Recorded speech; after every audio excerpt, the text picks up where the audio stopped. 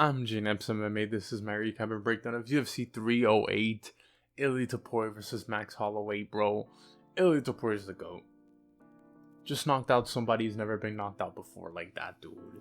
He's knocked out 2 featherweight former champions, dude. And, dude, we're talking about Fighter of the Year, dude.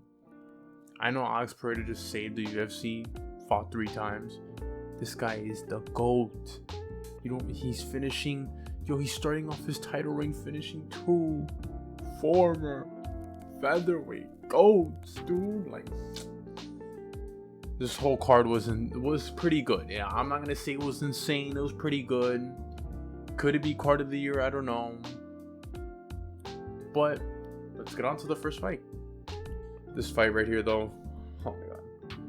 Rinat Fakhretidinov versus Carlos Leal. They robbed my boy Carlos Leal. He should have won this fight.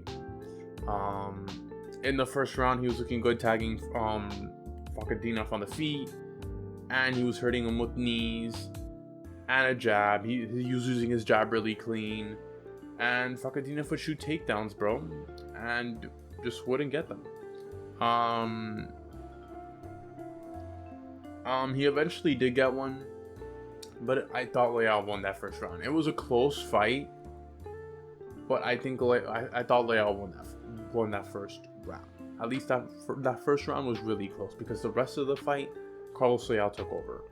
He did a great job kicking on Rinat's leg. He was tagging him on the feet. He was stuffing all of that man's takedowns in the second round, and he had way better punches and output. And the third round, he got a takedown of his own, and he continued to stuff Rinat's takedowns, and he would roll with every single punch, dude. He was rolling with every single punch, and the judges still gave all 3 rounds to this guy. Well, one of the judges gave all 3 rounds to this guy. They gave three rounds to Rinat Fakhretidinov, a 30-27.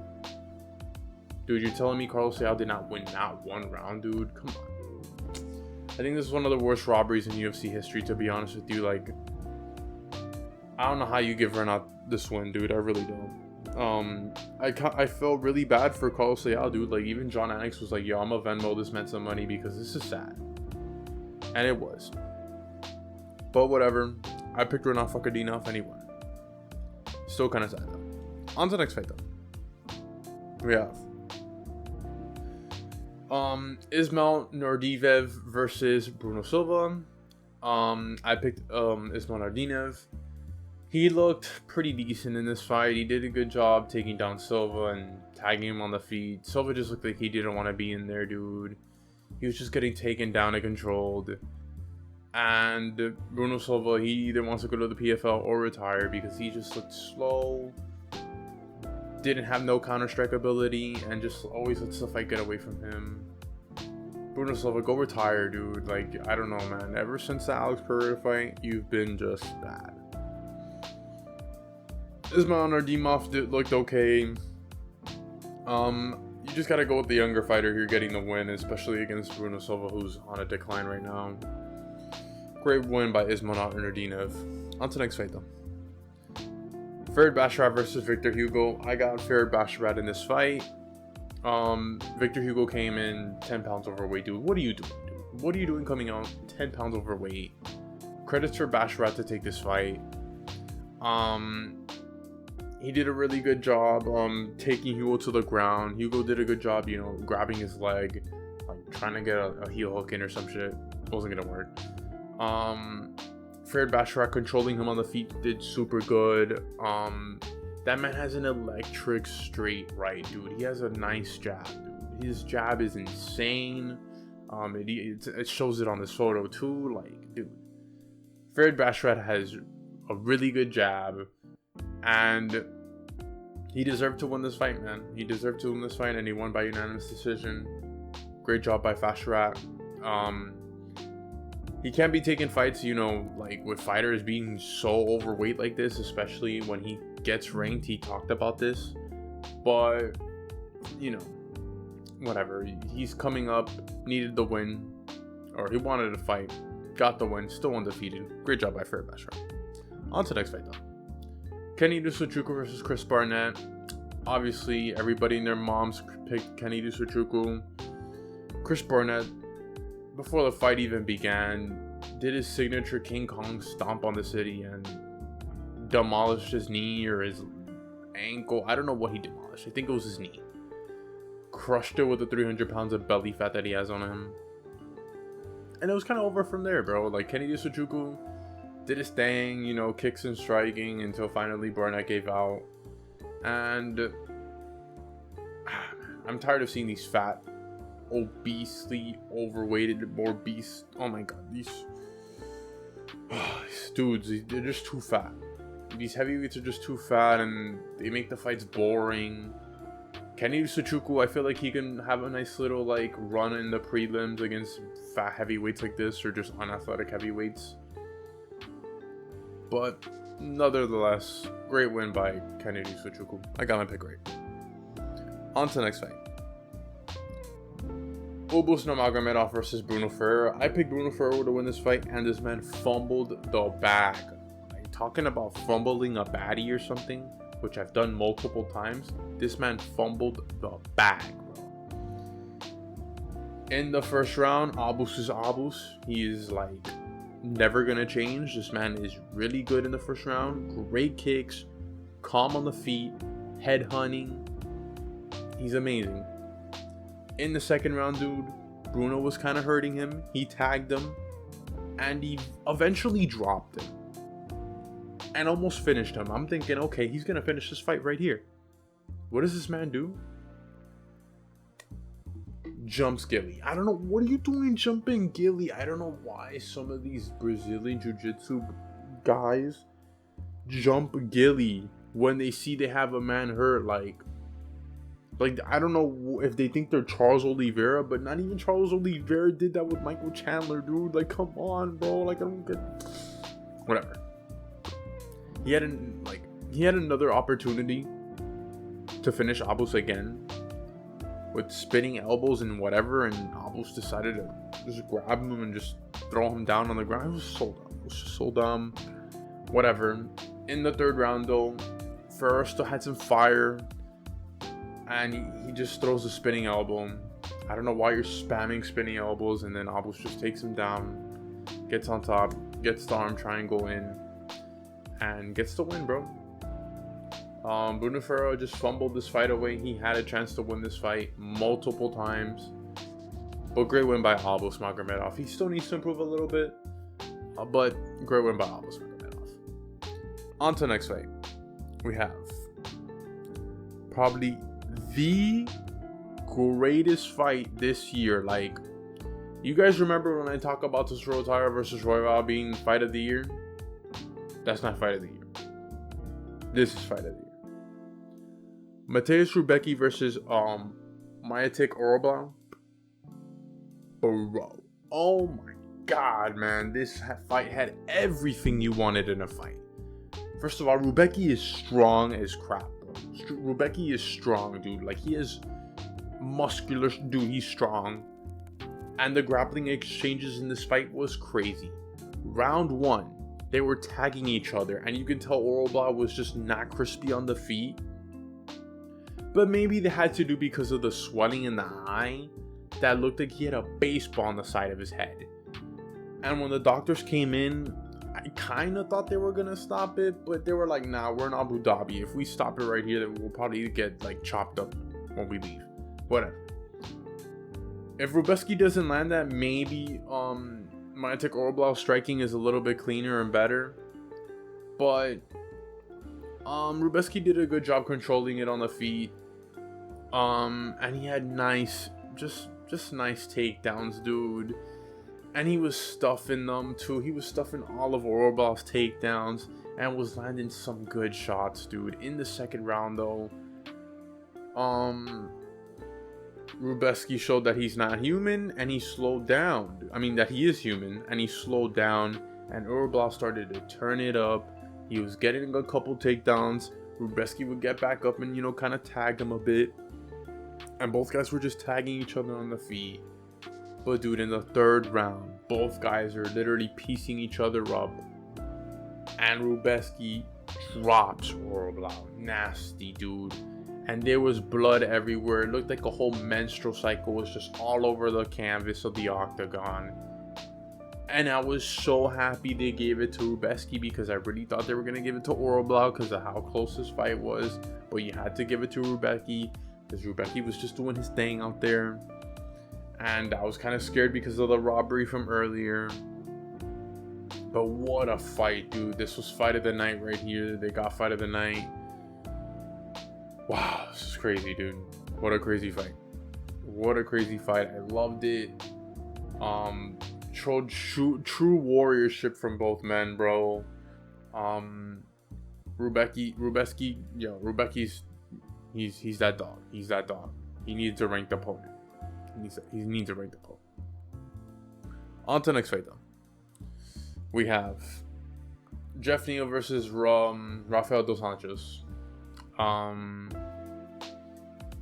Oh yeah, I picked Orolbai to win that last fight, dude. Orolbai, yeah, my bad.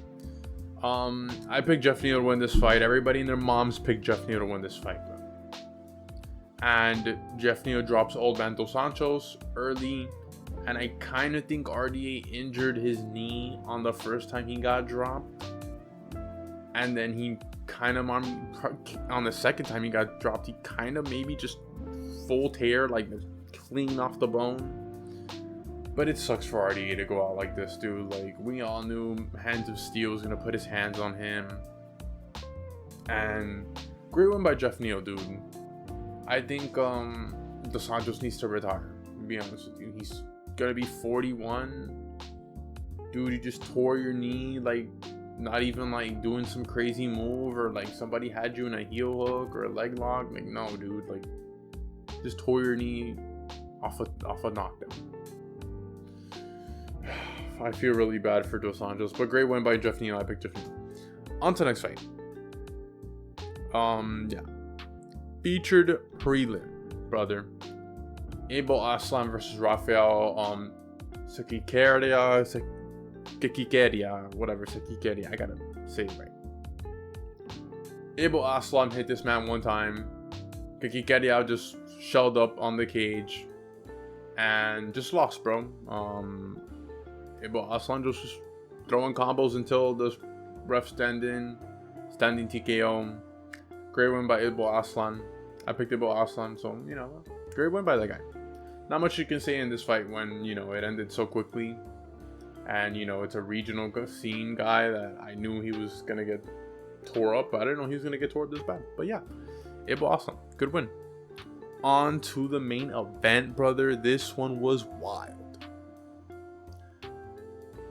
Sharobulit Magomedov versus Armen Petrosyan. In the first round, both guys were doing really good. I feel like Armen had a chance on the feet, and I kind of thought he won that first round. But he kept letting Shara get too comfortable in his zone, and it didn't help that he was blasting him with groin shots. And at the end of the first round, Shara started to cook a bit. And in that second round, dude, Shara was already smacking him with kicks and stuff. But in this second round, dude, he was smacking him with kicks, bro.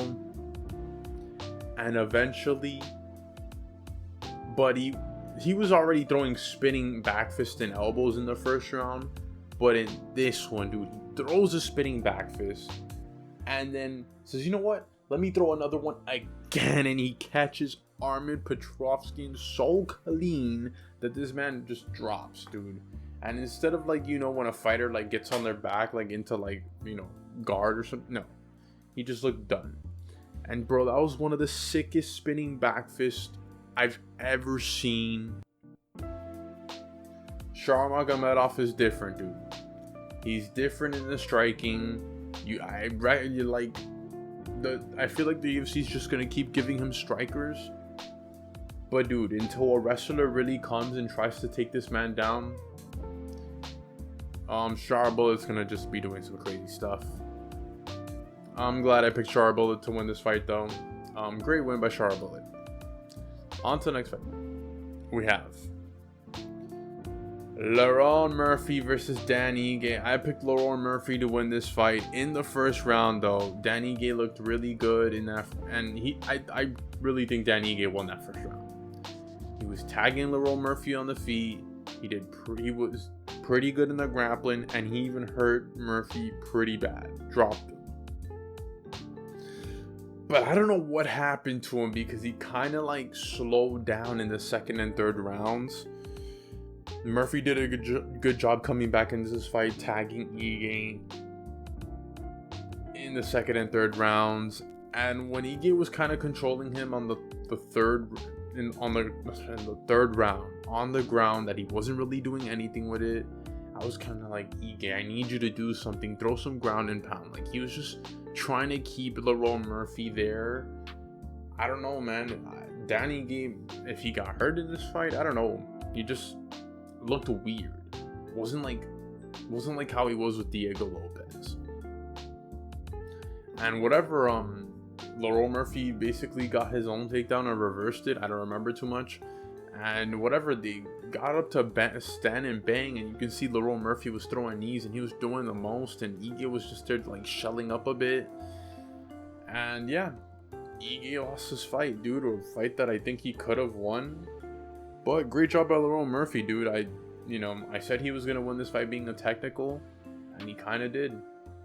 He said he wanted Josh Emmett, though. I think Josh Emmett cooks this man after what we saw with Ilya Topuria and Max Holloway. Dude, Josh Emmett's good. Josh Emmett's really good, bro. Yeah, let's get to the next fight, dude. We got Magomedov versus Alexander Rakic. In the first round, I picked Magomedov. But in the first round, Rakic did really good in that first round, dude. I thought he won that first round. He had really good leg kicks. He was doing real good with the striking. I really thought he won that first round, dude. But then Ankalaev just looked more dominant in the second and third rounds, bro. He was eating Rakic's head kicks, dude. He was tagging Rakic. And even in the third round, when he got him up in the cage and he was controlling him there, it was a great win by Rakic, dude. I mean, not Rakic, Ankalaev, dude. Ankalaev was just doing his thing out there, dude. Tagging Rakic, he was piecing up Rakic, controlling Rakic, dude, everywhere. It was like, he showed a dominant fight. And Rakic needs to go fire his coaches, dude. I'm gonna be honest with you. I don't know what your coach is telling you. You're up 2 rounds. I don't know how you're up 2 rounds when you lost the second round clearly. Like, the way Ankalaev was demolishing you in that second round. Like, not like demolishing, but like he was dominating that second round, dude. He was literally piecing him up with a jab. And I don't know, dude. I really don't know what Rakic's corner was doing. And I feel like that kind of made Rakic like ease into the third round. Like, oh, maybe I did good enough to like do something, like, you know, get a decision. But even still, dude, like, you got to go out in that third round guns blazing when it's 1-1. And great win by Ankalaev, bro. And he said it. Alex Ferreira, there's no more running, bro. I think this is the fight to make. This was always the fight to make. I still think if Ankalaev keeps this on the feet, Pereira might like just combo this man like how he did Khalil Rountree. Not like how he did like to finish him, but maybe like, you know, to hurt him enough, and maybe ground and pound finish. But yeah, great one by Ankalaev. On to the next fight. We got the co-main, man, and there's a lot to talk about in this co-main. Kazmat Chimaev versus Robert Whittaker. I picked Robert Whittaker, man. And a healthy Kazmat Chimaev on a full training camp. There's nothing stopping this guy. Kazmat Chimaev is the next middleweight champion, dude. That guy is insane. That guy. First of all, any welterweight that moves up to middleweight, goat him right now. Goat that man right now. Dude, he was just... Bro, in that first round, Robert did a good job staying alive. After being taken down, he did really good. He was doing good scrambling. But then out of nowhere, Chimaev grabs his back, grabs the neck of Robert Whittaker, and as soon as he like squeezes a little, like Robert just panic taps like crazy, and this man, later on we've come to find out, broke his jaw into like a billion pieces. I don't know. I feel bad for Robert Whittaker because, dude, like, this was probably his last title shot chance. Like, this is probably it, dude. And just Kazmat Chimaev, dude, that sucker, man. When he is not up, when he doesn't have that nasty disease that happened in 2020 and is healthy and has a full training camp, dude is legit, bro. Dude is legit.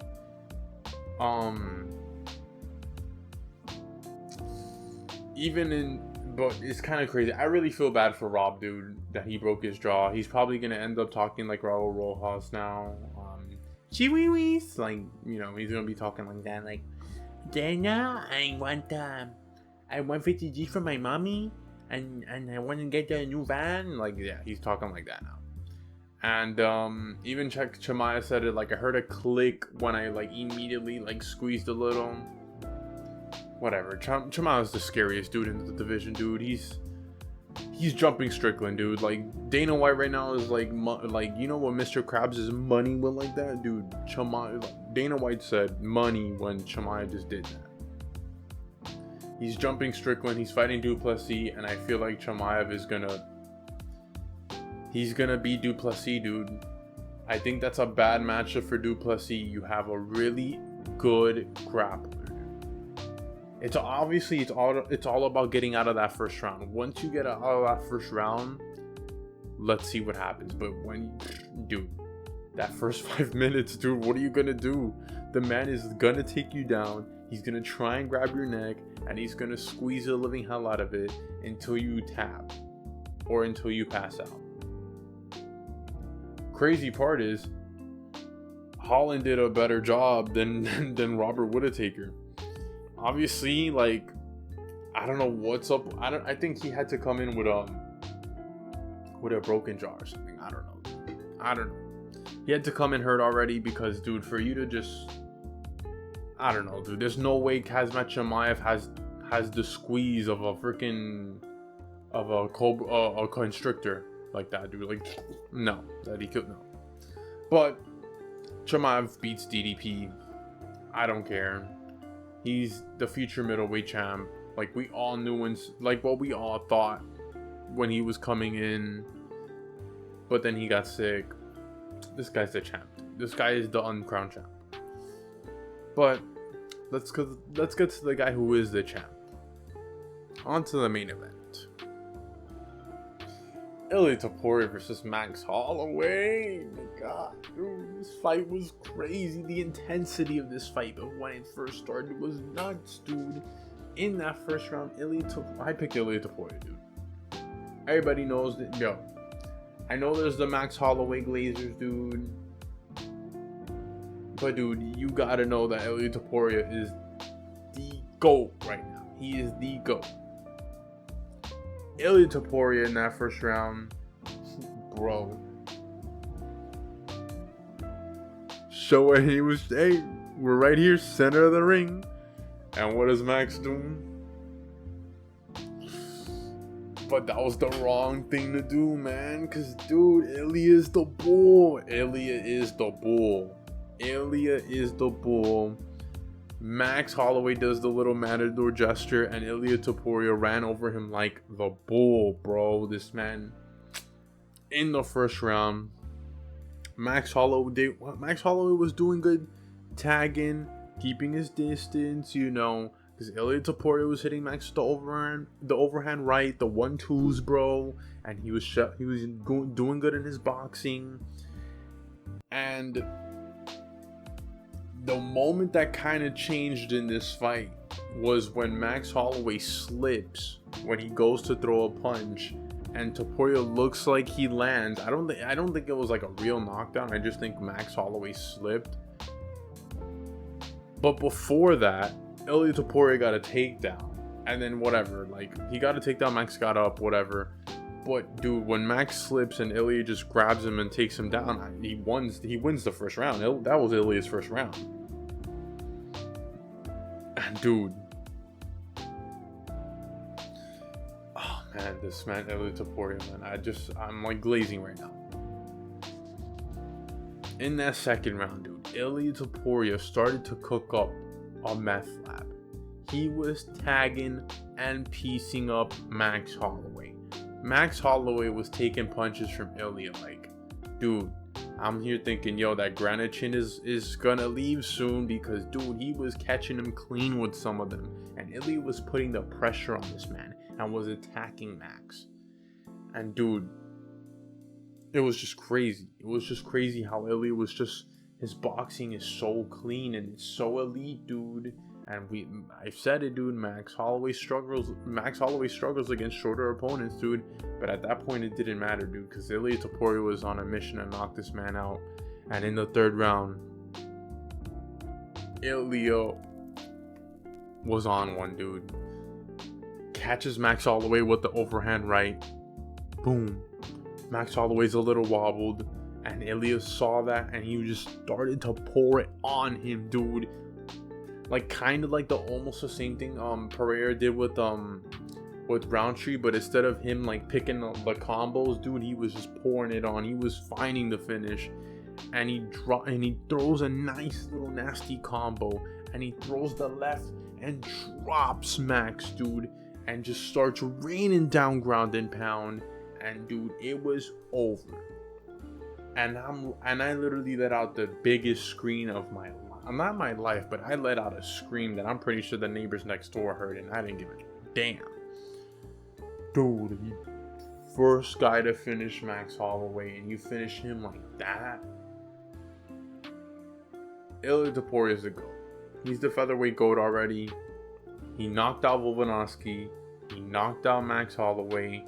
I don't know who beats this guy. I know that they're trying to make Volkanovski Ilya Topuria too, and probably for Australia. I don't want to see that. I really don't want to see that, dude.